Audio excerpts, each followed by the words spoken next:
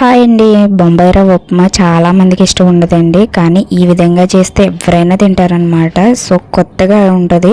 So ఇలా ఒకసారి try చేయండి. ఒక కప్పు రవ్వను బాగా వేయించేసుకోవాలి. మనకి ఎంత క్వాంటిటీ పడితే అంత రవ్వ అనమాట వేయించేసుకుని సో పక్కన పెట్టేసుకున్న తర్వాత ఆయిల్ వేసుకొని ఇంకా అల్లం ముక్కలు సన్నగా కట్ చేసి పచ్చిమిర్చి ఇంకా ఆనియన్స్ ఆప్షనల్ అండి, పోపులన్నీ వేసేసుకుని ఒక కప్పుకి 3 కప్పులు వాటర్, 1 కప్పు పాలు వేసుకుని బాగా మరిగించుకోవాలి. సాల్ట్ వేసుకుంటే విరిగిపోతుంది అనుకుంటే రవ్వ వేసుకున్న తర్వాత సాల్ట్ వేసుకుని కలిపేసుకొని సో ఎటువంటి విరిగిపోవడం అంటూ ఏం ఉండదండి. చూడండి, సాల్ట్ నేను లాస్ట్లో వేసుకున్నానా, సో పాలు ఏం విరిగిపోలేదు. సో పర్ఫెక్ట్గా వచ్చిందనమాట. ఇప్పుడు 1 నిమిషం ఉంచేసి ప్లేట్లోకి సర్వ్ చేసుకుంటే కొత్తిమీర ఉంటే గార్నిష్ చేసుకోండి.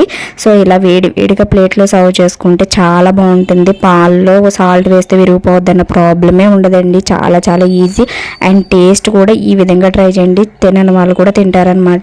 సో వేడిగా పైన పంచదార వేసుకుని